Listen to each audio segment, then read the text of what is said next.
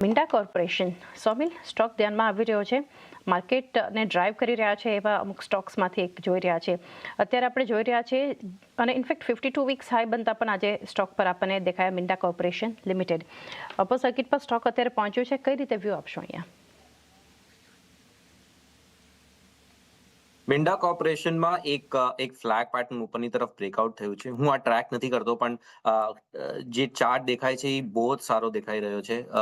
Last I think 2024 mid 2024 થી આ consolidate થઈ રહ્યો હતો અને એ આખું કન્સોલિડેશન ઉપરની તરફ તૂટ્યું છે. Even in the very short term નાનો ફ્લેગ પેટર્ન ઉપરની તરફ તૂટ્યો છે, એટલે I am very positive on the stock. અહીંયા 560 ની આસપાસ એક સ્ટ્રિક્ટ સ્ટોપ લોસ રાખવો અને ઉપરમાં મને લાગે છે કે બહુ સારા ટાર્ગેટ જોવા મળશે. અબવ 660 670 ની ઉપરના ટાર્ગેટ આપણને મીડિયમ ટર્મમાં જોવા મળશે. ઇનફેક્ટ એક ફ્રેશ ખરીદારી પણ તમે અહીંયાથી કરી શકો છો, પણ સ્ટોપ લોસ સ્ટ્રિક રાખવાનો at 560.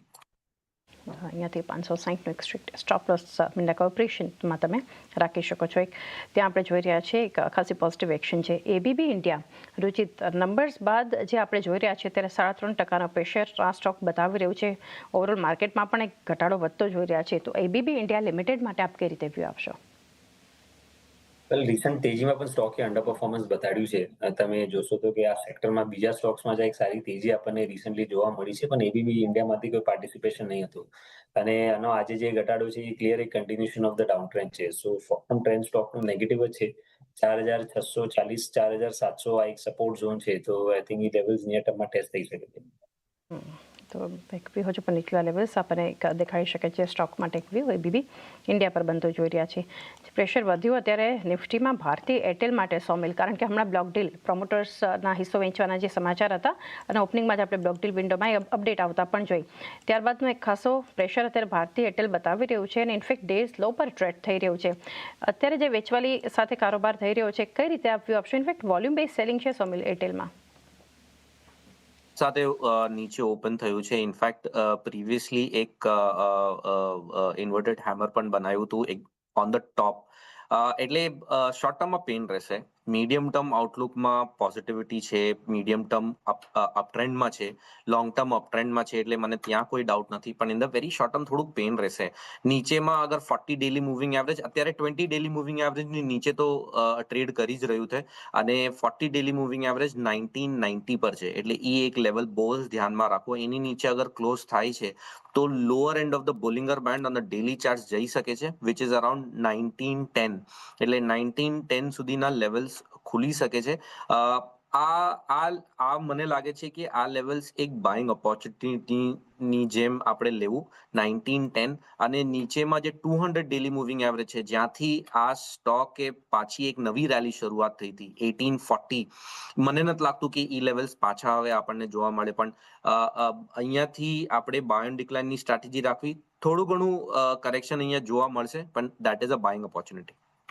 કરેક્શનમાં clearly buying opportunity Bharti Airtel પર બનતી જોઈ રહ્યા છે. મેક્સ હેલ્થકેર રુચિત અત્યારે 0.5%થી વધુ સ્ટોક મજબૂતી સાથે આપણને કારોબાર કરતો બતાવી રહ્યો છે. આ ઘટાડામાં પણ મેક્સ હેલ્થકેરમાં મજબૂતી છે. કઈ રીતના વ્યૂ આપશો અહીંયા? મોર એક કન્સોલિડેશન ફેઝ લાગી રહ્યું છે. સ્ટોકમાં 1050ની આસપાસ એક રિસન્ટલી લો બનાવ્યું છે અને 1200ના હાઈ બનાવ્યા છે. અને તમે પાછલા લગભગ આઈ થિંક 2-3 સપ્તાહથી જોશો તો સ્ટોક એ જ રેન્જમાં ટ્રેડ કરી રહ્યો છે. સો એટલે કોઈ ટ્રેન્ડેડ ફેઝના સાઇન્સ નથી, પણ નિયર ટર્મમાં થોડું કન્સોલિડેશન હજી સ્ટોકમાં કન્ટિન્યુ રહી શકે છે. મેક્સ હેલ્થકેર માટે ખાસ કરીને એક વ્યૂ આપણને બનતો જોઈ રહ્યા છે. ઇટર્નલમાં પણ અત્યારે ડેઝ હાઈના લેવલ પહોંચ્યા છે સોમિલ. મજબૂતી સ્ટોક બતાવી રહ્યું છે આપણને ઇટર્નલ. અહીંયા પણ ઇનફેક્ટ વોલ્યુમ્સ પણ છે. કઈ રીતનું સેટઅપ જોઈ રહ્યા છો આપ? ઇટર્નલમાં ડાઉન ટ્રેન્ડ છે ચાંદની. અહીંયા લો ટોપ લો બોટમ ફોર્મેશન છે, 2040ની નીચે ચાલી રહ્યો છે. લાસ્ટ 2-3 વીકથી જે શાર્પ કરેક્શન્સ આપણે જોયા છે આની અંદર, મને લાગે છે કે the next level two watch out મારો ટાર્ગેટ નીચેમાં 283ની આસપાસ રહેશે. એટલે ઈ લેવલ આપણે ધ્યાનમાં રાખવું, which is 200 daily moving average exponential.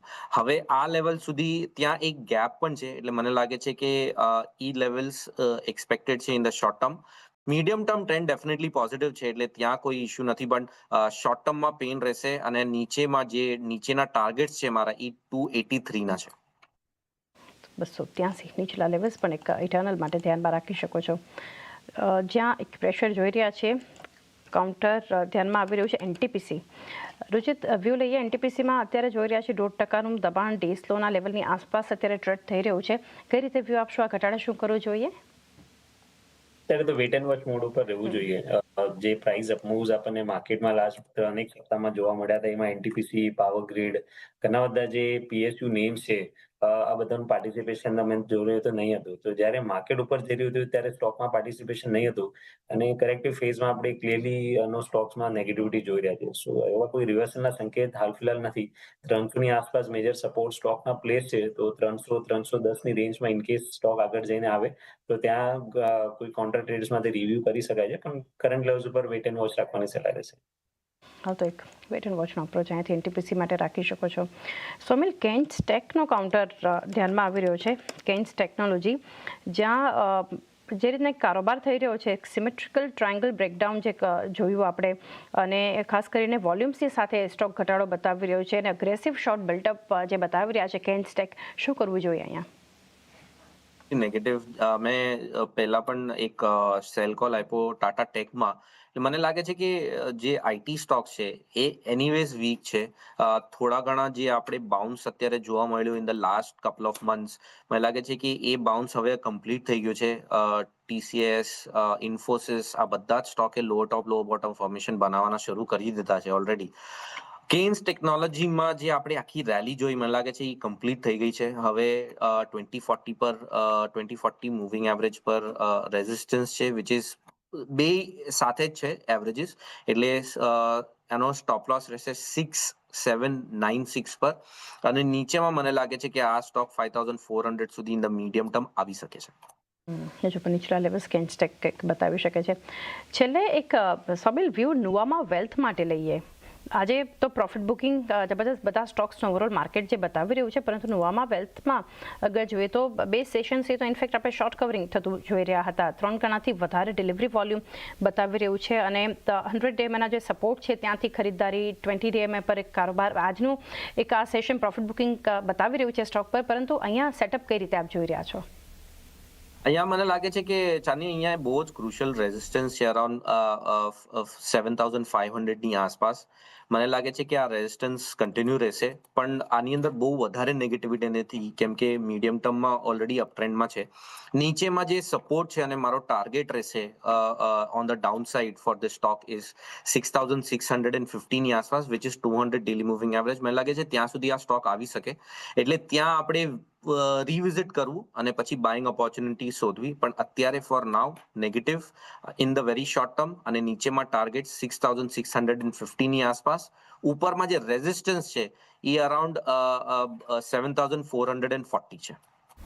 7440 resistance, 6650 target નીચે નુવામા વેલ્થ બતાવી શકે છે. સોમિલે સાથે રજા લેવાનો સમય અને આપના ડિસ્ક્લોઝર્સ જાણીએ. જે કોઈ પણ સ્ટોક્સ પર આપણે વાત કરી એની અંદર મારો પર્સનલ કોઈ ઇન્ટરેસ્ટ નથી, પણ ક્લાયન્ટ્સનું ડેફિનેટલી પોઝિશન હોય પણ નો પણ હોય. સોમિલ, આપનો આભાર અમારી સાથે જોડાઈ અને માર્કેટ પર ચર્ચા કરી. રુચિત જૈન આપણી સાથે જોડાયેલા છે. ચર્ચાને આગળ વધારીએ. સ્ટોક અત્યારે બતાવી રહ્યો છે ઘટાડા સાથેના જ, એમાંથી એક વ્યૂ લઈએ બ્લુ સ્ટાર પર. ફોલોઅપ એક્શન છે અહીંયા બ્લુ સ્ટારમાં. ગઈકાલે પણ એક સેલિંગ જોયું હતું નંબર્સ બાદ. રુચિત, આજે પણ જુઓ 3.5% દબાણ સાથે આપણે જોઈ રહ્યા છીએ કારોબાર બ્લુ સ્ટારમાં થઈ રહ્યો છે. આપ કઈ રીતે બે સેશન્સથી જે સ્ટોક ઘટી રહ્યો છે, કઈ રીતના વ્યૂ રહેશે? વ્યૂ થોડોક નેગેટિવ છે, કેમ કે જે ગઈકાલે નંબર્સની બાદના રિએક્શન હતા એમાં બધા ઇમ્પોર્ટન્ટ સપોર્ટ્સ 1850ના સ્ટોકમાં બ્રેક થયા હતા. અને સેકન્ડલી તમે ગઈકાલના અને આજના વોલ્યુમ્સ જશો તો સ્પેશિયલી ગઈકાલના વોલ્યુમ્સ સેલિંગમાં ગણાયા હતા. યુઝ્યુઅલી જ્યારે કોઈ વોલ્યુમ બેઝ સેલિંગ આપણને જોવા મળે છે તો એ સ્ટોક થોડા અંડરપરફોર્મ શોર્ટ ટર્મ સુધી કરી શકે છે. તો અત્યારે તો નેગેટિવ લાગી રહ્યું છે. 200 દિવસના મૂવિંગ એવરેજ પણ જે બ્રેક થયા છે 1830-1850, એ હમણાં ઇમિડિયેટ રેઝિસ્ટન્સ બની જશે.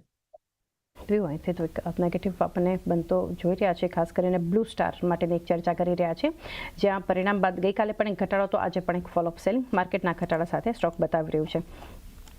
નેક્સ્ટ કાઉન્ટર HDFC લાઈફ અને SBI લાઈફ પર અગર નજર કરો રુચિત, તો ત્યાં આપણને એક 5%ની મજબૂતી, બંને સ્ટોક ઇનફેક્ટ નીચલા લેવલથી ખાસા સુધર્યા છે. HDFC life, SBI life. I think SBI life વધારે સ્ટ્રોંગ લાગી રહ્યું છે. તમે કમ્પેર પણ કરશો તો એનો એસબીઆઈ લાઈફ એના 52 વીક હાઈની આસપાસ ટ્રેડ કરી રહ્યું છે, વેરેસ એચડીએફસી લાઈફમાં રિસેન્ટલી કરેક્શન છે. સો રિલેટિવલી એસબીઆઈ લાઈફમાં સ્ટ્રેન્થ વધારે રહી છે અને આ ટ્રેન્ડ આગળ પણ કન્ટિન્યુ રહી શકે છે. પોઝિશનલી સ્ટોકમાં 2050 થી 2080 ના લેવલ્સ એક્સપેક્ટ કરી શકાય છે. આપી સુપર નાઇટ લેવલ્સમાં એસબીઆઈ લાઈફ વધારે ટેકનિકલ સેટઅપ સ્ટ્રોંગ છે compare to HDFC life. ITC